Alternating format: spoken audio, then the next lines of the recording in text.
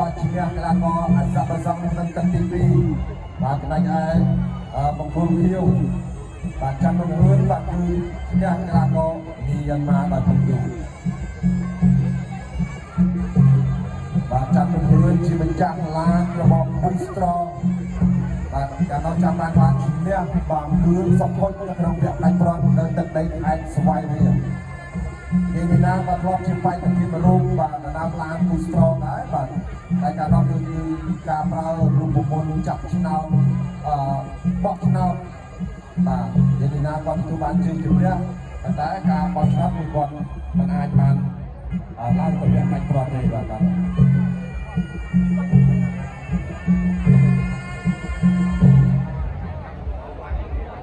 កីឡាករទាំងពីរស្ដាប់បទបញ្ជានៃការប្រកួតប្រដាល់គុនខ្មែរពីលោកវិញ្ញាកណ្ដាលជួន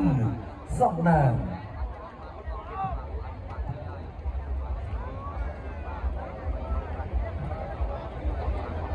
បាទចាំមើលបាទនិយាយទីណាបាទឬក៏ចាំបង្ហឺតគឺជាម្ចាស់ពីប៊ូស្រងថ្ងៃនេះ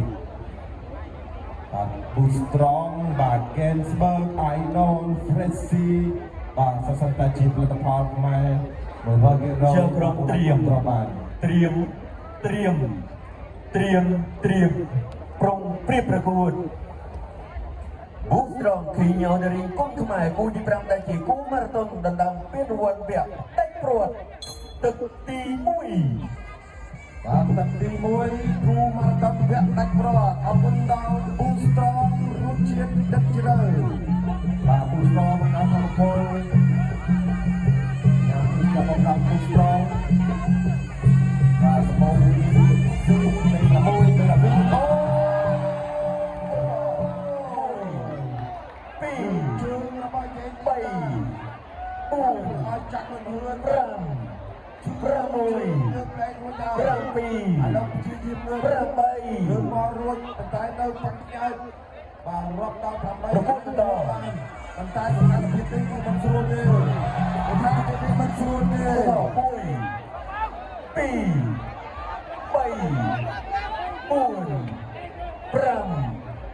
6 7 8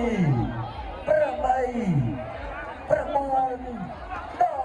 10បាទប្រកប10បាទមិនអាចបន្តការប្រកួតបានទេអរសាទរម្ចាស់ពានទូស្រងបាទគាត់ចំណាយបាទពេញ3ទឹកបាទជាមួយនឹងកីឡាករមីយ៉ាន់ម៉ាស្វិតស្វាយមែនទេតែមកប៉ះជាមួយនឹងយាយនេះណា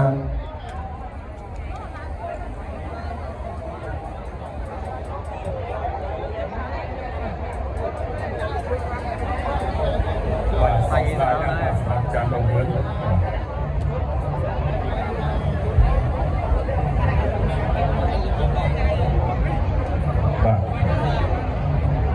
បាទមួយជើងបាទដណ្ដើមទឹកទី1បាទរបស់យាយនីណាបាទយាយនីណាបាទគឺគាត់ស្ទើរតែមិនដឹងថាចាំបង្រៀនបាទចំចំណុចខ្សោយនេះដែរបាទនិយាយទៅគាត់ដូចតេះបាទតេះជើងក្រោមស្រាស្ទុំដែរបាទ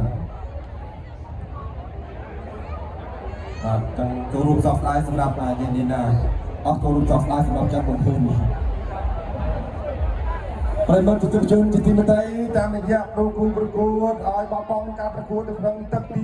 1ជ័យជំនះនឹងក្លាយជាម្ចាស់ពាន